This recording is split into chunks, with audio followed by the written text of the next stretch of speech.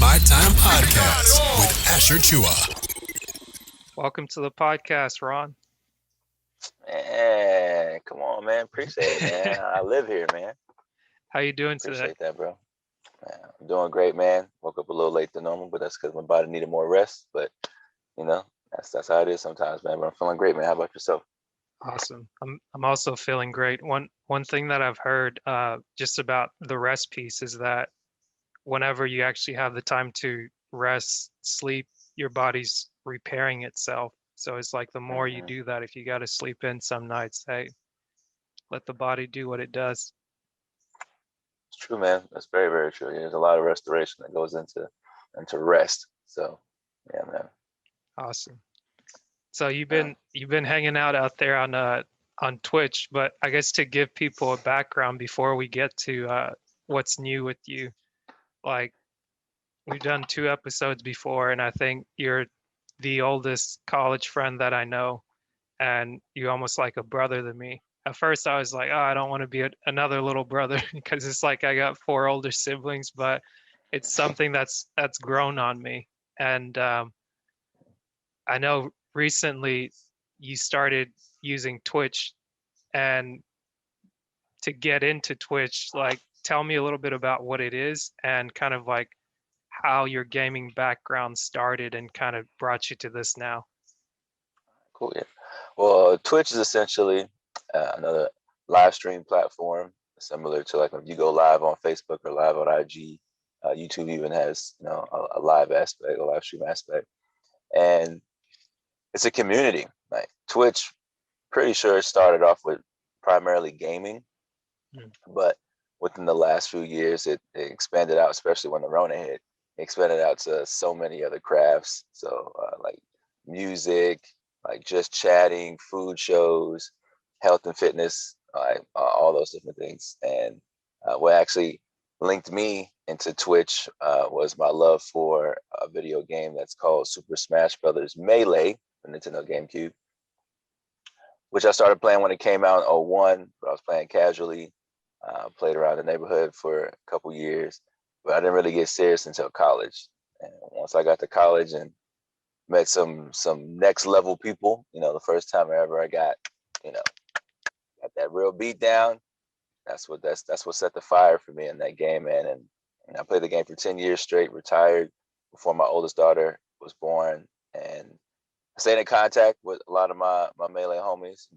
That's always been a thing. That's actually why I'm representing my favorite tournament series in from Georgia's Tipped Off. Shout out to my man Full Metal. You know, but yeah, what really got me into it too was the pandemic, because I actually was trying to DJ. Like, this is ironic to say this. I've been DJing since 2009, and 2019, yeah, it was the first year, at the end of that year, where I started to like stack up money and make payments towards buying my own equipment. Like, I had always had like my own DJ board. Shout out to my big bro Arthur Vaughn, who got me that. But my music collection, I started building up myself. He also helped me with that too. And I wanted to get my own, like my own speakers, my own microphone, all this information, all this inventory. But I got it all. And then like I started 2020 strong, man. January, had my like one of my favorite gigs ever. Had a 1970s, it was 1960s, 1970s party. I had like an afro. I had fake chops on and stuff like that. It was dope, super dope party. We partied all night. It was super, super great. Then after that, February, I did a voluntary event for my daughter's school. And then March is when the Rona hit. And after that, my DJ board actually has been in the same spot in my house since that month, since March of 2020.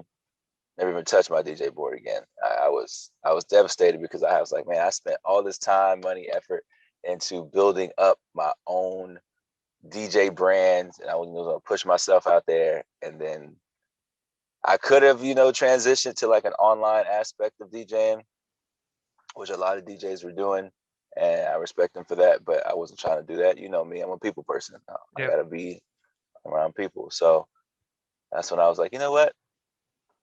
Let me see what this Twitch thing is about. Not to mention, big shout out to this guy named Fizzy at Fizzy36.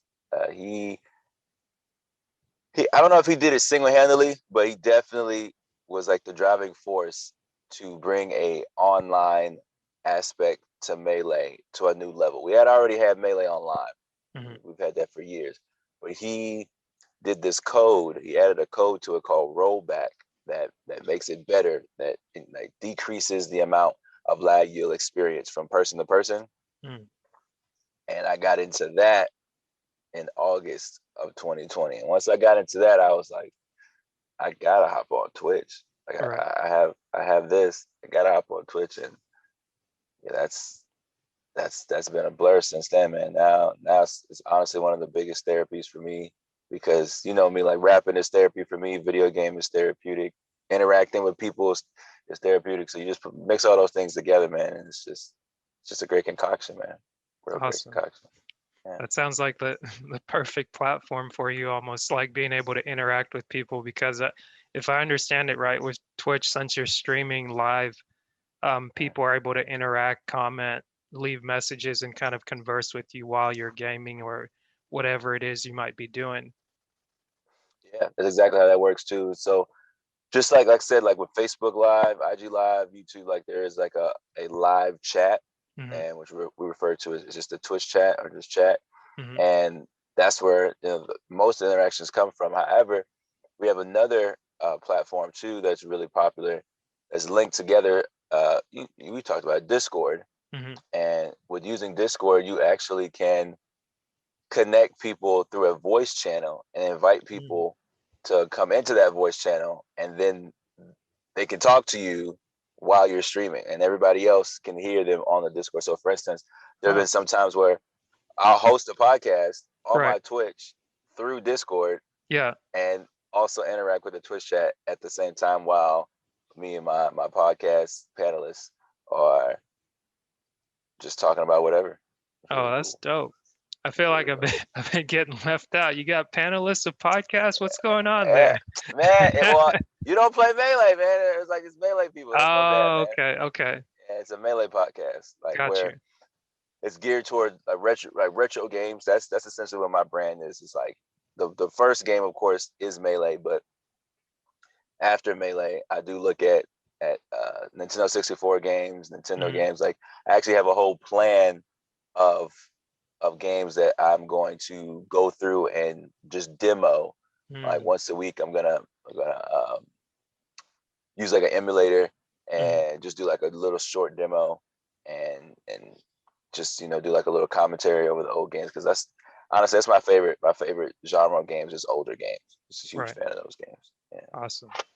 I know you mentioned earlier how you got into Melee Smash Bros, and you mentioned like meeting that high caliber of players once you got to college and be like, okay, there's another level to this. So my question to you is like, how did you get good? And then how did you how and why did you decide to quote unquote retire? Like I say retire with quotation marks or air quotes. Super quotation, yeah. Just to say, like, is it the same thing as like UFC fighters are doing now, or MMA fighters are like, I'm not getting paid enough, I'm retiring? Or is it like the rapper like Jay-Z might say, oh, I'm retired now, but then I'll show up again and just play around a little bit with you guys, just let you know, y'all must have forgot. Y'all must have forgot. That's funny. I'm gonna answer part two first, and I might forget part one. But part two, as far as the retirement, I don't want to forget that. So the way retirement works for me, it's a little different than the way retirement works for other players. But I retired single-handedly just for my family. I spent a lot of time going to tournaments, training, practicing, coaching people, organizing events, and I loved all that time. But with my first daughter coming, I wanted to give a lot more time and make a lot more time for her and for my entire family. And that's why, like, my retirement, actually my last tournament was the was it, February of 2017. The first I was born in March 2017. So yeah, I actually set up my retirement to be the last tournament that I ever did was in this venue that Mike Full Metal, he actually put up what's called the Laboratory. And my whole sense of the retirement scene was just like where I'll still be involved, you know, somewhat, but I'm not gonna enter any tournaments. Like I might pop in, say hello, do some commentary, you know, maybe even like, you know, bring my fam by just to say hello, whatever. But as far as like actively spending the time to train and to compete, like, yeah, that's what I did as far as retiring goes. And it's funny too. There's two dynamics to tournaments too. There's a singles and there's a doubles. Of course, you know, if you're singles, you're playing for yourself. Doubles, you have a teammate. Right. Most players, when they retire, they'll retire from singles, but they'll still enter doubles. And that's kind of what I did. Like I think it took me a while. Maybe it took me like 8 to 10 months after my first daughter was born. But so I finally get into another tournament and play teams. But yeah, teams is a different breed, man. I love teams. Not gonna lie to you. Teams is just, you know, I'm a very like team worky, you know, collaborative person, you know. So when it comes to being able to play my favorite game with somebody else, it's enjoyable. But as far as like getting good though, after I got beat up that first time, what I did was I just went on a tear like around Southern Poly. All of this happened on like Southern Poly's campus, where that day I got beat up and I didn't play the game for that, like the rest of that day. I just like sat on that L. Like I just, one of my mentors from back in the day was like, sometimes you take a loss, you know, you gotta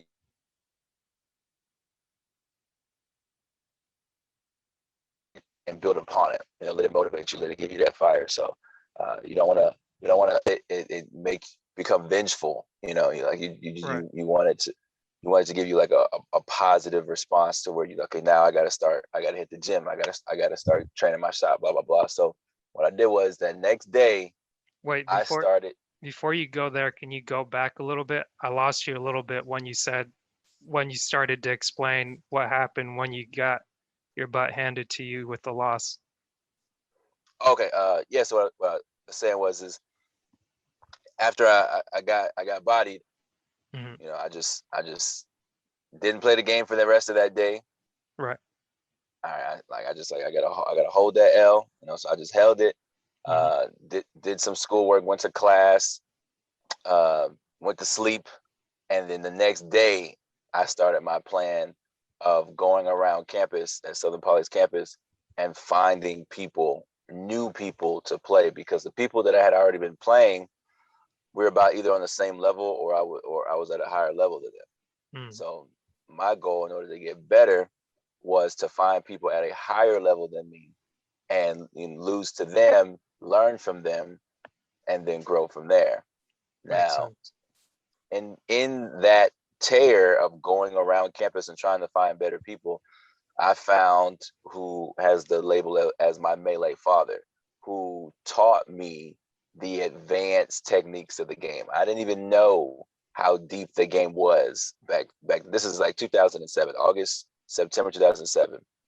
And from that time period of the game, like the game actually had been, you know, only out 6 years, but there were a lot of advanced techniques of the game that I wasn't aware of. Like that's actually what sets you apart from like a casual player and a competitive player. Now, most times casual players, they may enter tournaments, they may not. Competitive players are the same way. They may enter tournaments, they may not, but they do research and they know things about the game that most times casual players won't learn. So the guy's name was Marsful, and he literally even showed me helped to show me one of the best videos out there. It's actually an advanced how to play video, which breaks down all the techniques and gives them to you in like this 3-year-old, here, let's teach you how to do this, you know, formula. And single-handedly, he opened my eyes to how deep the game could be. And so shout outs to him. Also shout outs to all the players that I came across. It's really funny too that a lot of those players I won't even name names because it's a lot of names. I still talk to this day, and we don't we don't even play melee together anymore. Like even the guy who beat me up the first time, I'll say his name. His name's Stanley. His birthday was like what, I don't even know what today. It was like 3 days ago. Oh, I think I remember Stanley. Stanley Iril he's from Nigeria. Yep, I remember him. Bodied me, bro. Like he destroyed me, man. Like, and then had the nerve. Like the crazy thing about that bodying was I started destroying him first. Like when we started playing the match, halfway through the match, man, he couldn't touch me. He barely could even touch me. And I'm thinking, I was referred to play him by somebody else. And they're like, this guy said he was good. Like I'm beating this guy. Like what? This guy's not good. And excuse me. And then he proceeds to pause the game halfway through and say, you got to step it up, man. You got to step it up. I'm like, what? Like in my mind, I'm thinking that I'm not a confrontational person, So I'm confused. And then all of a sudden he unpauses the game and starts beating my what. Like it was bad, bro. Like it was I didn't even touch him. For like the next 20-25 minutes, he literally just like bodied me and just like I had no answer. I had no answer for anything that I had never seen anything like that. Not to mention he was using Yoshi, which nobody uses Yoshi in that game back then. Like, heck uses Yoshi, man. I was like, man, I'm getting beat up by a freaking Yoshi, man. It's crazy, but yeah, man. After that, though, I just started like finding people that were better than me. I started training. I started doing research. I'm not gonna lie. I spent more time playing melee than I did doing my own homework. So that was the thing. But but that's essentially. Got you. Well, I mean, you did a beautiful job explaining both of those questions, like how you got good and what essentially retirement meant, like retiring from professional play. But now doing it with Twitch, it's like you're able to do it in a professional manner, but like to your own pace. And then also you're putting your own flavor with it, doing the freestyle. But before even touching on the freestyle bit, can you talk a little bit about like just briefly explain what Smash Bros is and kind of like what some of the characters are for people that like don't know anything about it? Oh yeah, of course. Yeah, so I'll take it back to the beginning real quick, give a little history lesson. Actually, the original Smash Bros game actually came out, I believe, in '96. That might be the wrong year. 96, 98. It was in the '90s, and it came out for Nintendo 64. And it's so funny too, man. I found out about that game through a commercial, which involved like people wearing like mascot costumes that you would see like on the football fields. Yeah. And it was like a Mario, a Yoshi, a Pikachu, and a Donkey Kong. Okay, nice. And they were just like hitting each other with like bats and like punching each other and stuff. Like it was just like I was watching, like, what is this? Like, what are they doing? Like it looked like a parody commercial. It didn't look like a real commercial at all. And then out of nowhere, it transitions to footage of the game, and it's like these characters fighting on a stage, which I'm pretty sure, to my knowledge, that had never happened before. Like these characters.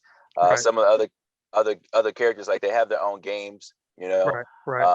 There's a lot of Pokemon characters involvement. So there's like Jigglypuff's in the game.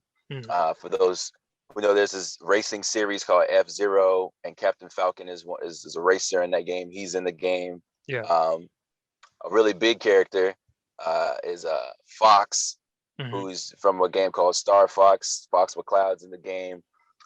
Kirby, who's a big puffball, like floats and like steals your powers and stuff like that. So there's a lot of really cool characters. Yeah. But the funny thing about the you're not gonna mention Snake? Snake's not.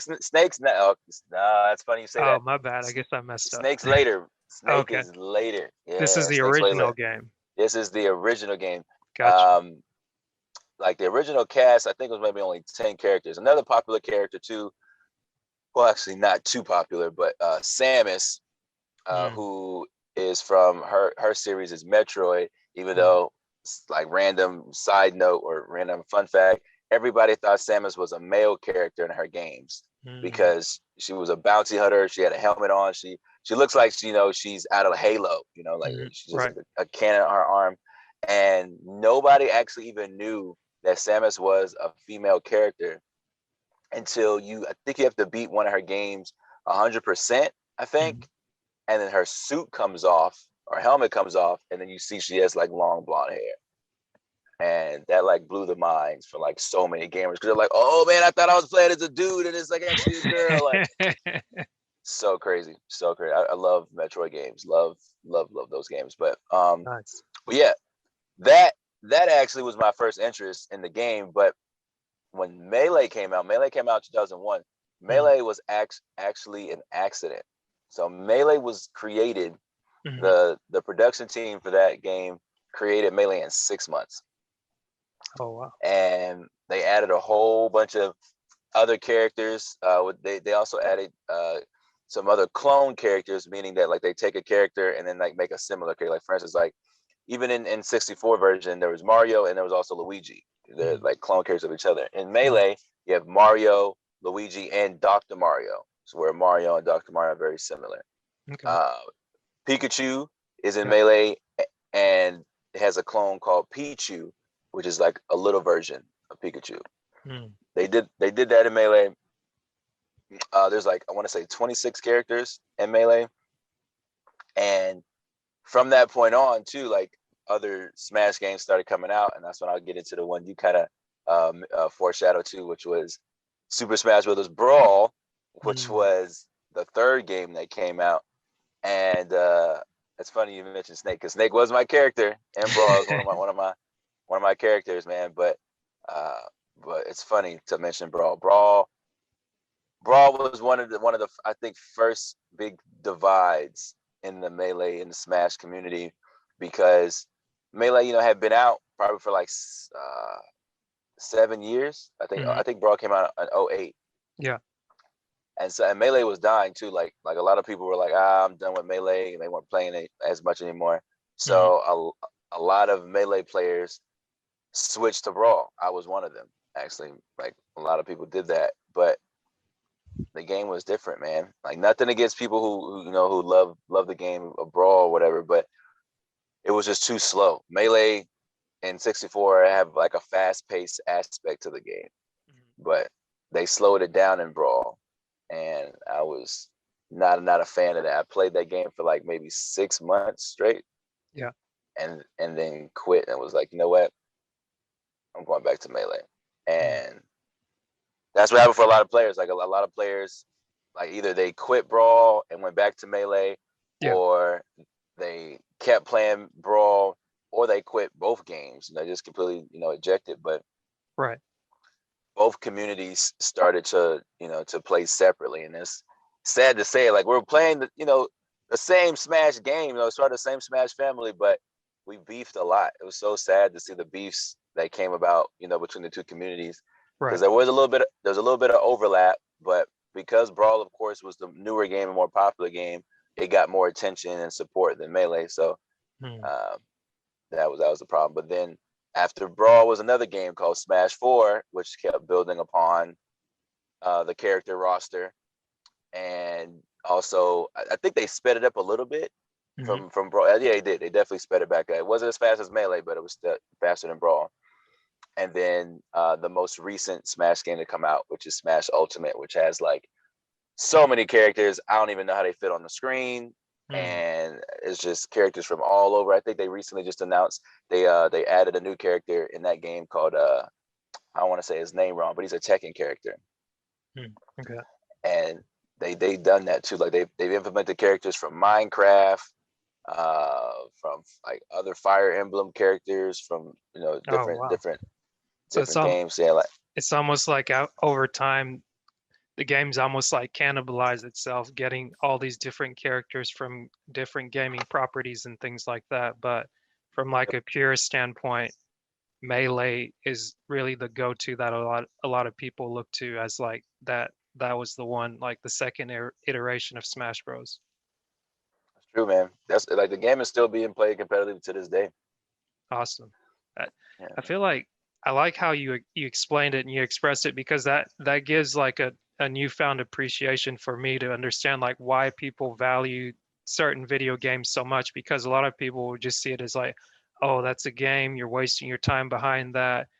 You need to be reading a book or you need to be playing outside or something. But to your point, it's like it gives people that sense of community and like the creativity that people put into developing these games, to think that they made the one I think you said was Melee in 6 months versus now it's take like 6 years and longer to make all these newer games with like higher graphics and this Yep. processing power that it needs all of this other stuff to do. It's like as more complicated as things are becoming, like the people that put the time and energy into like the small things, like small now considered, but like it was big at the time and it's Yeah. still considered bigger now. It's good to see that things like that, Super Mario Bros. And like those different classic games, Zelda, like those still tend to stand the test of time, because I Mm-hmm. can remember back to I think you maybe met some of my roommates like that played frisbee,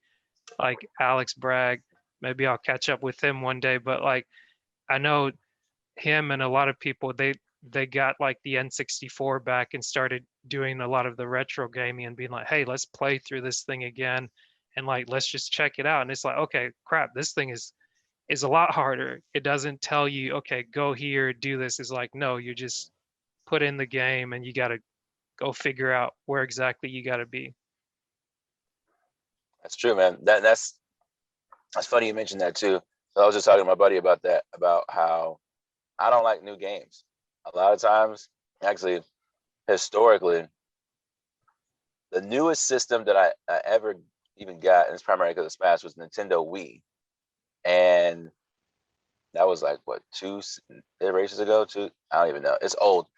But even from the Sony side, like I'm like PlayStation guy, I got a PlayStation 2. I never got a PS3. So I never really got into the next gen aspect of video games.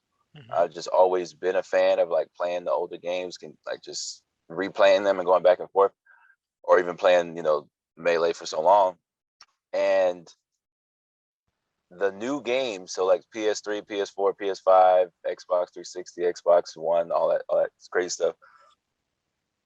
I never was really a fan of sacrificing like story and gameplay for graphics, which is what a lot of new games do, or even or like trendy stuff, like making stuff that's gonna have like a temporarily big following. Right. Never been a fan of that. Even though I'll be honest, there's one game I did play that that game has a special part of my heart, man. It's actually Uncharted 3. I don't know if you know about the Uncharted series. Is With that the one with the Drake.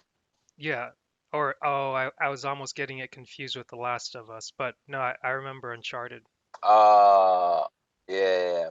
So yeah, essentially it's like Tomb Raider, or Indiana Jones. Right. It was just like a young guy named Drake has like a older mentor named Sully, and he's just going through adventures, and like there's Assassin's Creed type, like climbing on stuff and puzzles and things like that. And I didn't even finish 1 or 2, like Uncharted 1 or 2, which came out for PS2, I believe. But I actually played that game like on a span of 2 days. I want to say I was down in South Florida. This is just like, I don't know what year this was, 2011, 2012, one of those years. Me and one of my best friends, we went down to South Florida and stayed at a best friend's house who actually I've been friends with this guy since elementary school. Yeah. And while we're chilling at his house, it's probably like 3 o'clock in the morning, and I'm just like awake. And he's like, "Yo, you wanna play my PlayStation?" I was like, "All right, sure, yeah, I'll play it." And he's like, "Yeah, I got Uncharted 3." I was like, "Okay, I never played it before." I start the game from the beginning, bro. I don't start playing that game until 10 o'clock in the morning, man. Like literally, just I could not put the game down, because essentially it's like a movie and Yeah. a game. Like it's a movie that you play through. Like the cinematics and everything just links so well. Yeah. Love the story, and that's honestly like the only newer game that I've Mhm. ever played through. After that first set of time, I went to sleep for a little bit. We hung out, blah blah, and then the next night I beat the rest of the game.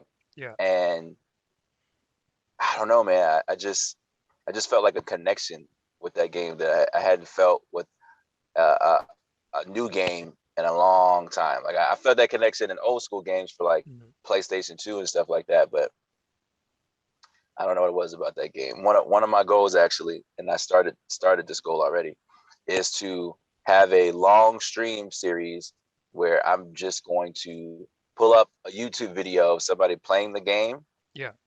and then just provide commentary over it and like tell stories about when I was playing it and like how confused I was and stuff like that, and just really step up my commentary game because that's what I love. I love providing commentary. I love providing insight, feedback, and things like that. That's my bag. Awesome. I guess when you Yeah. speak on commentary, I might be jumping around a bit, but I always remember Yeah. I would always hear about red versus blue for Halo because I know that was the big thing like mid 2000s or Oh, late 2000s. And you know about that show, man? I love that I show. didn't know that it was a show until I finally looked it up, and it was like, oh, these are guys commenting on people during gameplay, and it was so hilarious because like just the Mm, the mm, mm, fights or the spouts and different things people could get into during like just playing face to face or online for that matter. But now if you have somebody commenting on top of that, it's like you can almost make anybody say anything because they don't have mouths, they don't like they're just moving mm. around, they're doing this or they're doing that. Yeah. No, dude. No, I gotta comment on that, dude. Red versus Blue. This is so ironic you mentioned that. So the friend that I stayed with in South Florida, the elementary school friend named Alexis, him and his older brother actually introduced me to Red versus Blue. Actually, they also introduced me to Halo. That was like the first introduction to Halo I ever got was from him and his brother, and I was trash at Halo. I was never even good. But Red versus Blue though, actually, what that was, what it still is, because it still has like so many like spinoffs. Initially, was like some bored guys, super bored nerd guys that had the idea that they could use the game to make a Mhm. show and use the perspective of one player's like person of a POV, like their person, their perspective, I should say, Yeah. as the camera. So Mm. like in the first episodes, the first even season, when you play Halo, there's like there's a crosshair. It's like a little circle, Yeah. right, to show like where you're aiming at. Hmm.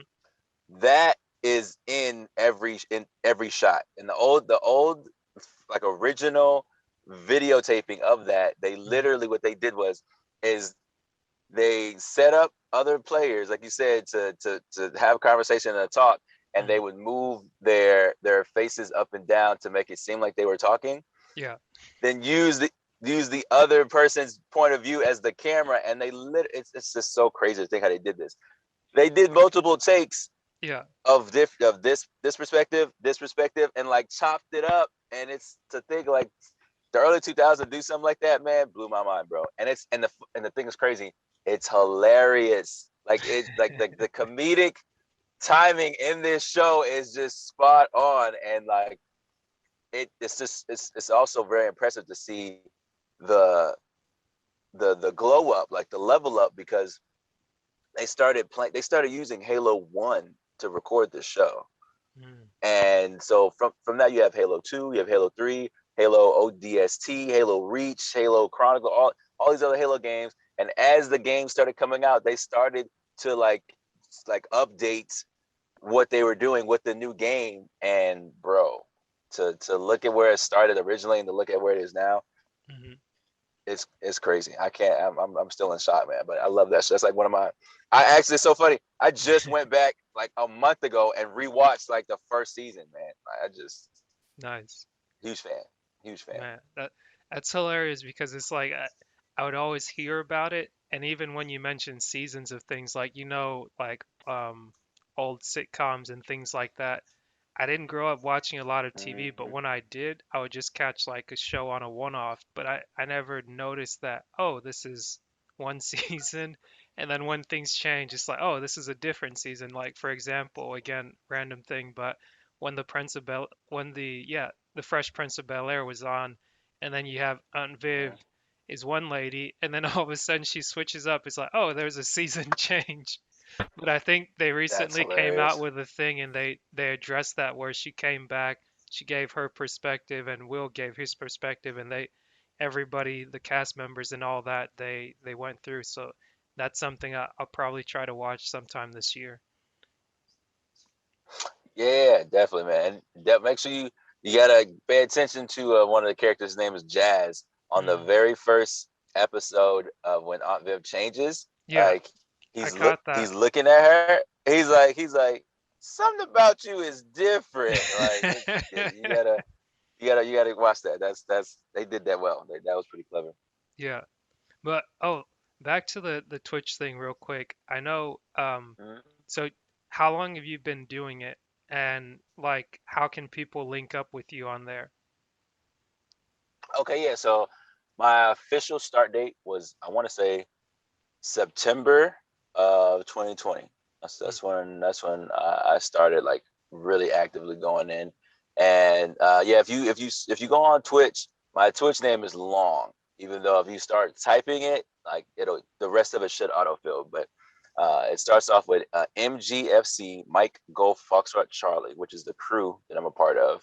It's a New mm, Jersey crew. Shout out to Jersey. And then Ronaroni the homie.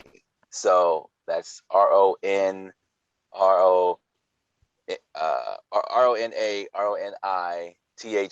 the homie, just like this. Like it sounds, but like I said, if you just type in MGFC Ron, I'm pretty much like the only person, and it's all one word. Like all the screen names are put together, but it's just really funny though that like with my name being Ron Aroni, when people don't know who I am, like because I'm only really known in Georgia primarily in New Jersey, but they see my name, like mhm, they'll have like situations where I'll explain a quick feature in Twitch, which I really love. It's called a raid, and what a raid is when you're streaming, you have a number of viewers that watch you. Like you can see like that number. I try not to look at that number, mhm, because I don't really care about numbers like that. But what you can do is when you're ending your stream, you can actually like transition your viewers to another person's stream.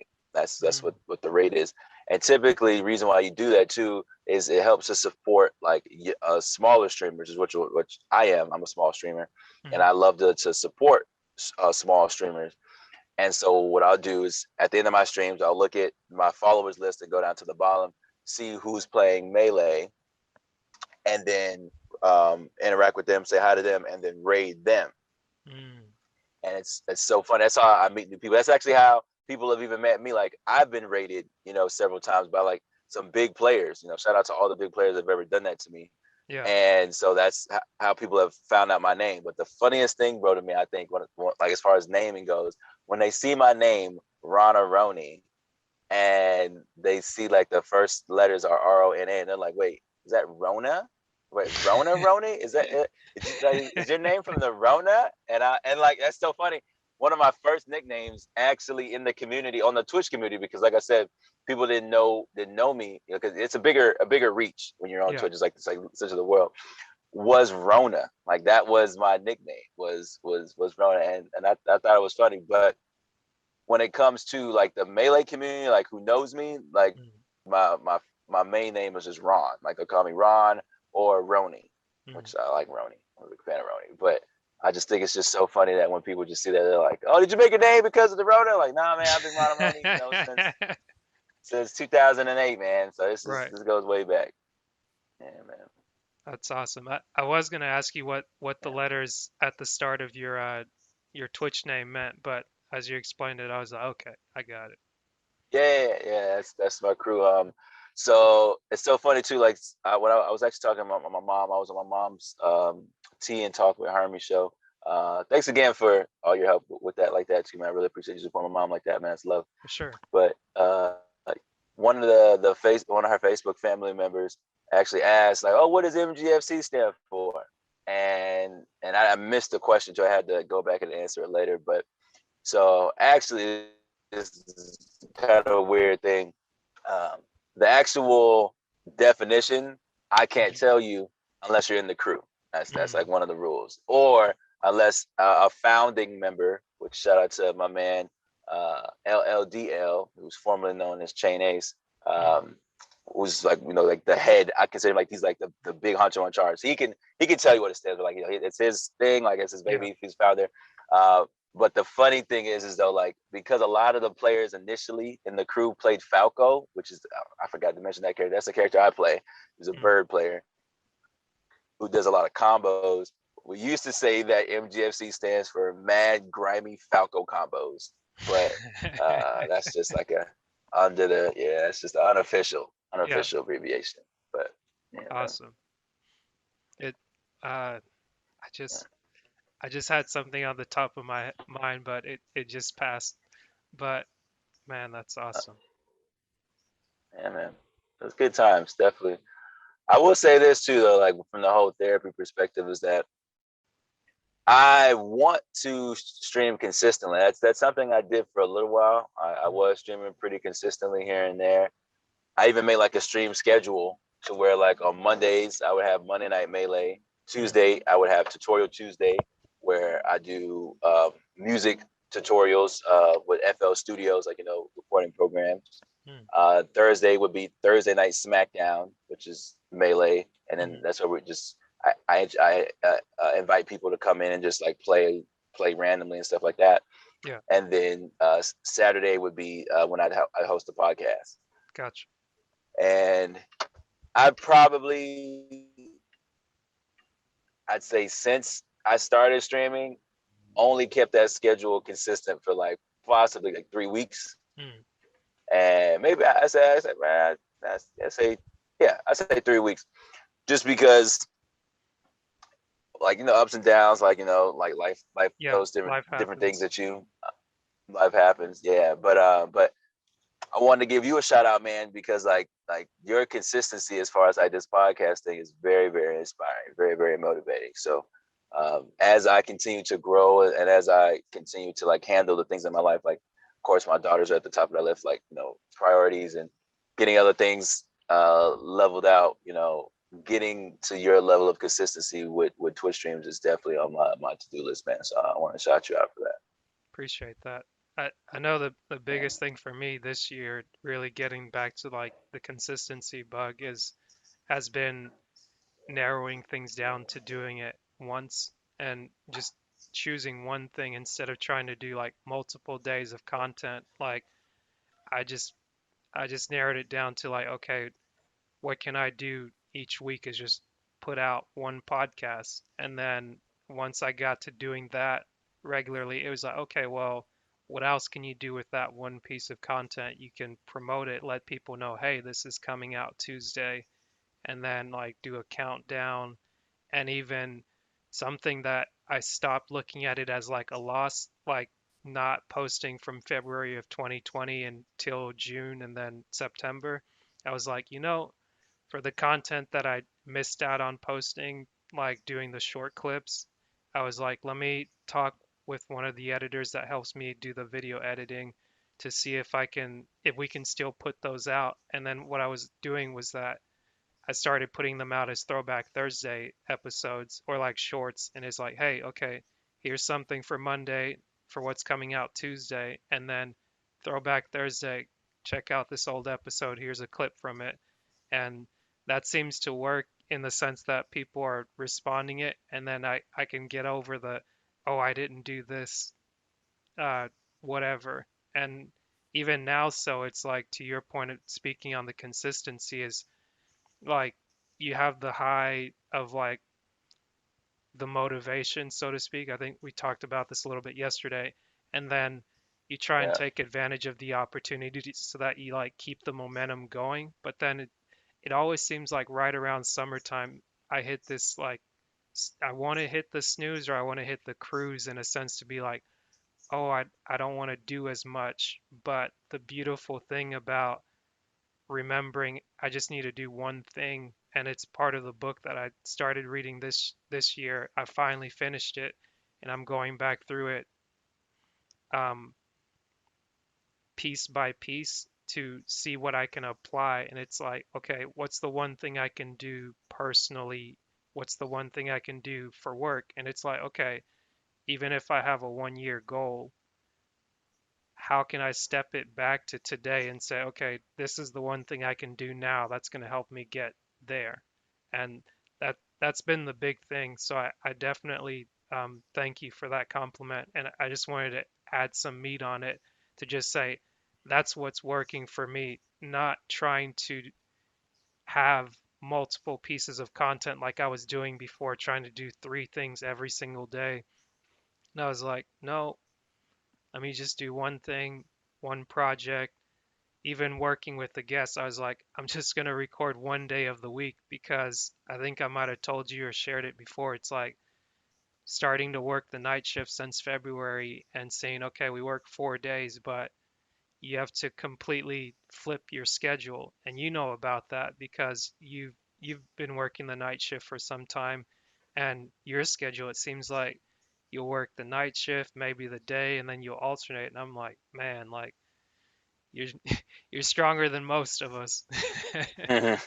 Appreciate that, man. It's like on top of that, also being a father, I commend you for that.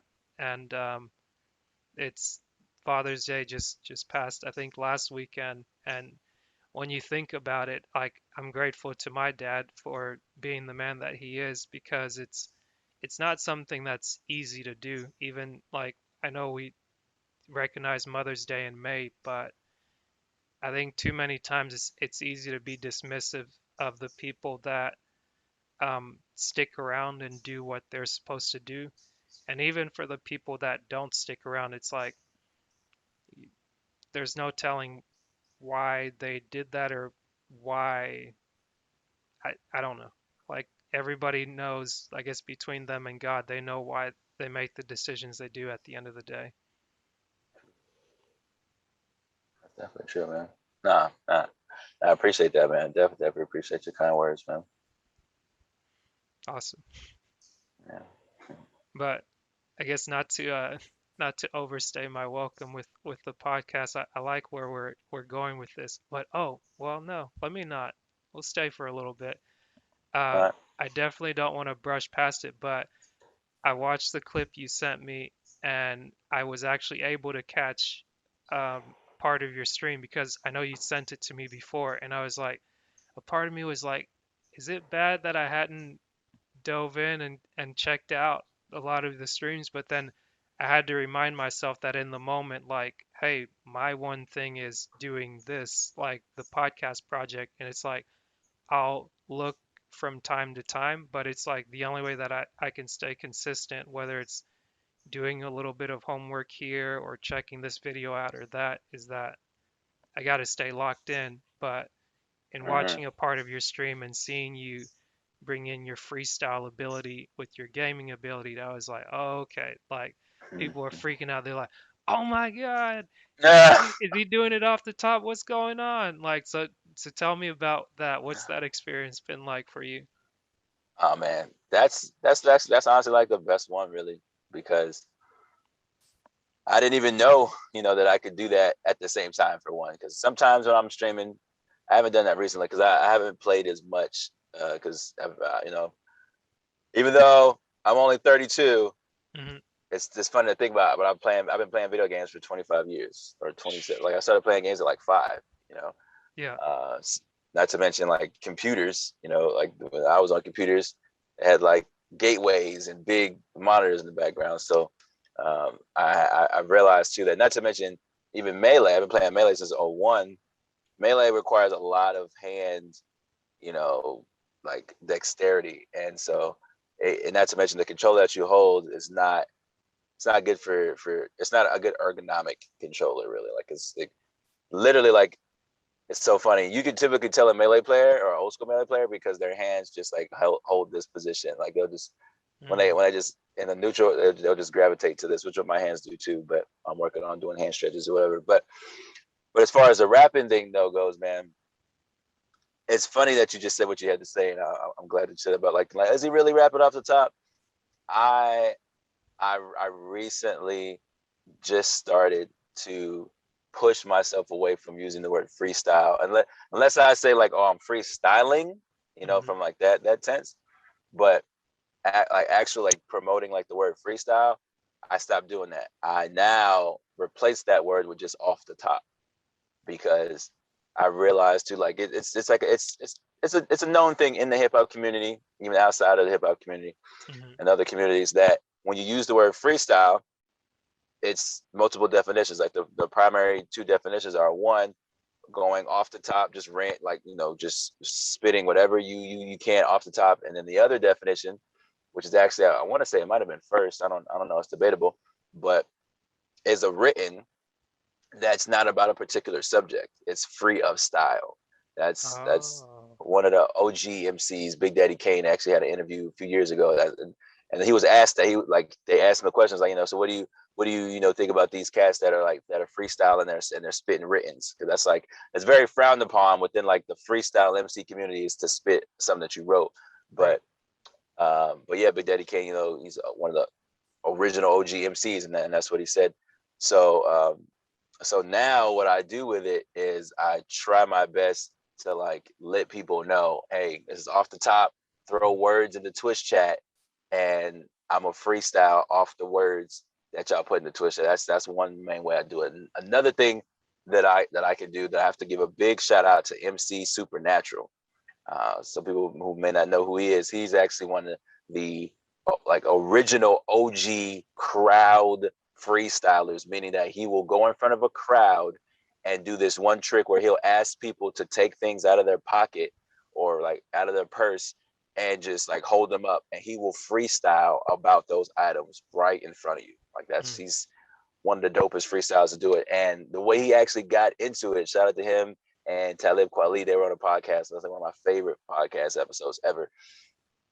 Supernat, that's his abbreviation, went into this story, and I may mess up the story. I'm not exactly sure the details of the story, but he was in, I want to say, an executive's office talking about label stuff and music stuff, or trying to be signed or something of that nature.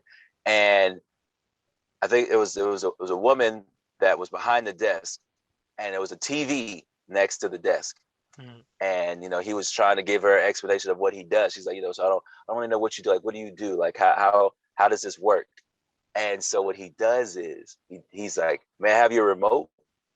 And he takes the remote, turns the TV to another channel, and in front of her starts to freestyle about what's on the TV, and starts to change the channel while rapping, and rap about what was on the next channel. And after like 3 channel changes, she's like, stop. Like, just stop. Like, I've seen enough. Right. And like just to hear that story from him, I was like, yo, that's that. And this was like in the 90s, I think. Yeah. This might have been in the 90s he did this. So that's right alone is crazy. You already know it was an old school TV. But that story though is what really inspired me, even gave me the idea that I could do an updated version of that and be on Twitch and pull up a YouTube video that's more than likely Smash or Melee related, and freestyle while watching the video. In fact, that's actually something I've done. That's kind of like my thing. Like if somebody raids me, like a Melee player, I'll give a prime example. One of my favorite newer Falco players, his name is Ginger. He always plays Blue Falco, has like the dopest haircut. Nobody else in the community has a doper haircut than him. His haircut is super swag. And he raided me last year Christmas. Like it was like I played going into Christmas, like Christmas Eve going into Christmas. It was like 2:00 in the morning. He raids me, and I'm freaking out. I was like, "Whoa!" Like I didn't even know Ginger even knew who I was. Like I had no idea. And so he raids me. I was like, "Yo, Ginger, did you just raid me? Like, is that what just happened?" And then he types in the Twitch chat, "Merry Christmas, man. Have a Happy New Year." And I'm like, "All right, you know what? Ginger's rated me, so I got to do a Twitch rap. And he was like, yep, that's what you got to do. Like, that has to happen. And so I pulled up one of my favorite combo videos that he made. And it felt kind of bad though, because like the music in that video is so amazing. I love the music in that video, but I turned the music down. I put on my own beats and started to freestyle off his combo video. And the thing was, I had never done that either. I had never just randomly put on a combo video and started rapping about it. But it's just, it was so funny too, because not only am I rapping about the video, but I'm also rapping about the people in the Twitch chat. Like I glance over to my Twitch chat, and I never forget, there was this one guy, his username was Toast Buns or Toastin' Buns. and while I was rapping, I said something like, laser get the guns up, spit fire, I toast the buns up.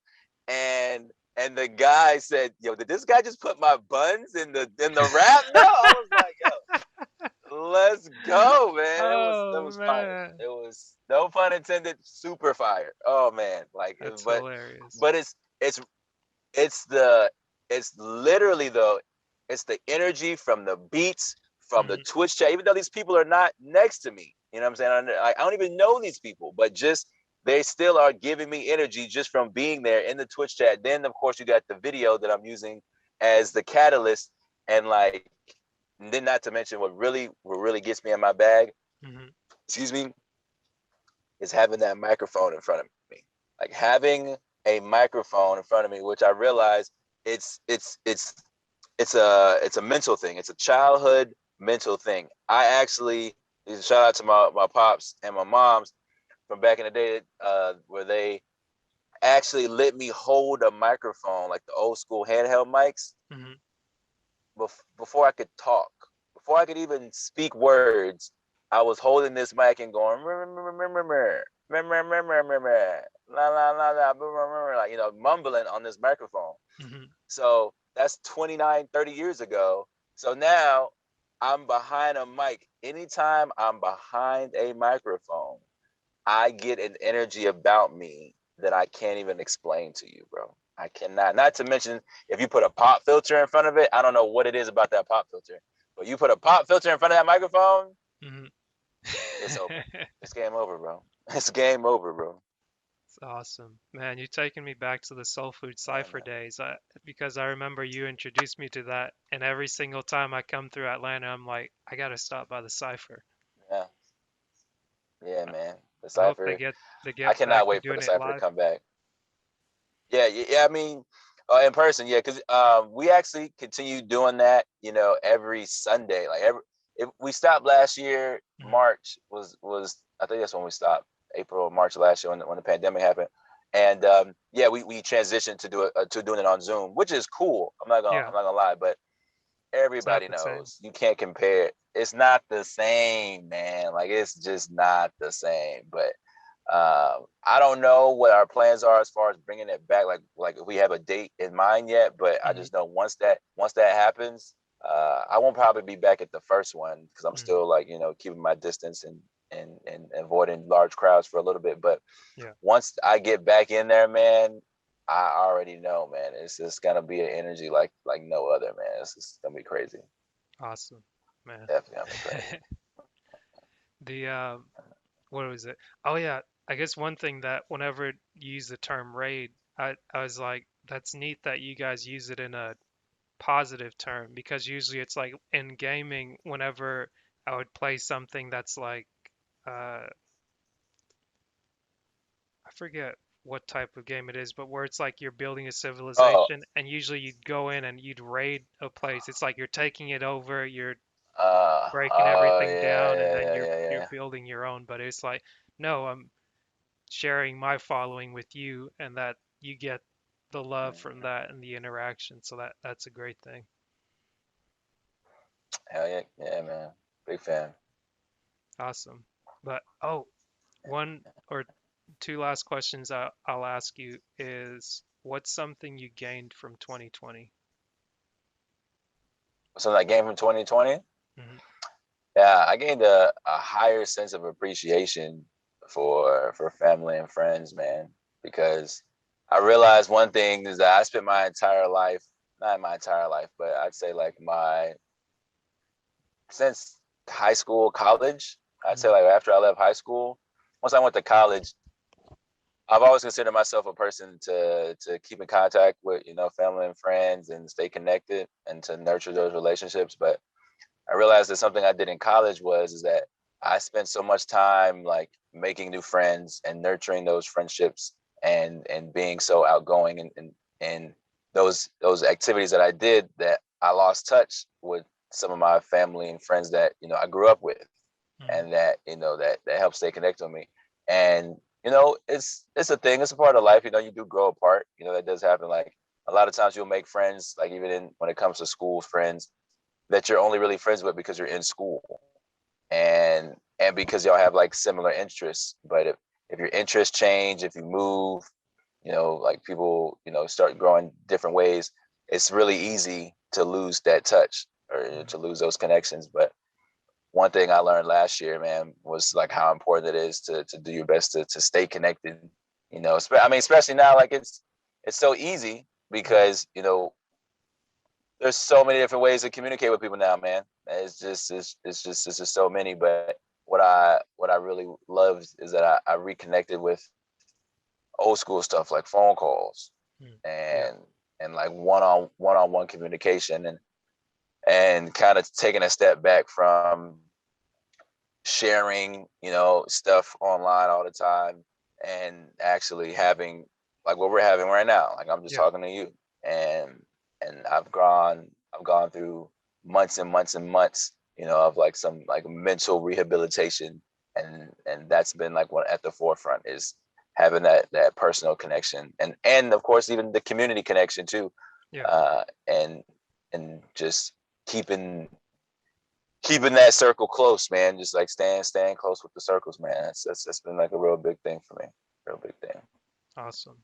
I I guess it just like you mentioned Yeah. the community piece. I remember I caught up with Marilyn Carson. She's someone I met at a real estate conference at the start of last year, and we went into that Hmm. conference thinking like, oh man, we really want to be able to like be real estate investors, buy a property, be able to have that basically cash you out each month. And then it didn't work out by the end of the month, going into February, March, and before we knew it, there was a pandemic. And something she said she got out of that whole year was actually a stronger sense of community, like using Zoom calls like this to reach out to family and actually check in and see like, hey, are you guys okay? Okay, like since we can't see each other physically, or even people you hadn't thought about in a while, it's like you just, hey, I wonder how this person's doing, because like more times than not, it's really true that tomorrow's not promised, and it hasn't been for a lot of people, or it wasn't for a lot of people, but now more so than ever, I think it's it's brought about a sense of alertness, and I think it's good that um, people are being able to bounce back and actually become stronger during this time, because there's a lot. I don't want to go on a tangent, but there's a lot of mental conditioning always going on, and I think one thing I'd heard you say, I forget if we spoke on it, but like some of the greatest lies ever told is the value placed on education, whether it's the education system, school, college, and things of that sort. But it's like, Yeah. I believe it started with a specific purpose and right intentions, but too many times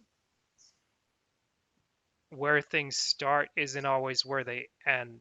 And depending on who's steering the ship, if they're not um, if they're not honest about what they're doing, and if they're not true to the people that they get to follow them, they can willfully mislead a lot of people um, over and over and over again. And that just keeps people stuck in a cycle that they can't seem to get out of. And they're sitting here questioning themselves like, Are they dumb? Are they bad people? Are they this? Are they that? And it's like, no, it's none of that. It's just you're being played for multiple reasons. And thankfully, with things like the internet, if you really want to know something, there's a way to find it. And more than likely, there's someone close to you that can kind of open your eyes. But otherwise, you have communities like Twitch and things like that where it's like, even if you're going just to hang out for a good time, like you'll connect with somebody on something and they might just open your eyes to think a little bit bigger than you've been thinking. That's big. Yeah, that sense of having an open mind, man. That's actually one of the characteristics that I'm trying to work on myself, is try to continue that. That's really big. Yeah, Well, I appreciate you being on the podcast, man. I thank you for taking the time. It's always great to catch up. Glad we could do this again, and definitely hope we can do it again soon. Oh yeah, man. Most definitely, man. Like I said, I look up to you, man. I'm inspired by you, man. Your consistency, man. Your positive energy. I gotta actually shave my head like you too, man. I'm growing this way too much, man. But no, man. Like I said, it's always a pleasure, man. Like, I always see you as a little bro, man. So definitely appreciate you, man. And big ups to you, man. Definitely big ups to you. Oh, let the people know one more time where they can find you on all social media, Twitch, all the lights. All right, cool. Yeah, man. So you can find me, like I said, on Twitch. It's MGFC Ronaroni the homie. You can find me on Twitter. It's just MGFC Ronaroni. You can find me on Instagram. I'm also a part-time DJ. I was a part-time DJ before the Rona, but you can still find me on IG at DJ Ron B the homie. And you can also find me on Facebook with my government name, LaRon Bell. It's only me. So. Yeah. Are you still doing the consulting piece? Yeah, it's definitely still doing that. So like for like weddings, birthdays, anniversaries, like some events that are starting to happen again, I'm referring people now to people within my DJ circle and music circle right now. So I am doing that. But I meant also the consulting piece for speaking and oh, you meant like like that? Yeah. Yes. Yeah. I know we didn't talk about that at all, but I figured, hey, shout it out, let people know there's multiple hats that LaRon wears. Yeah, appreciate that, man. So I still do that, just not nearly as much as I used to. On my own consulting company called BCC, stands for Bell Coaching and Consulting. I provide consulting services for public speaking, career counseling, and for mathematics. So if you need help with that, you can follow me at BCC_LLC on Instagram, or you can hit my number 954-243-8601. I'll let you, boy. Awesome. Thanks, Ron. Yeah. Thank you, man. Appreciate that. Take care. All right, man. Peace and love, man. This is the It's My Time podcast with Asher Tchoua.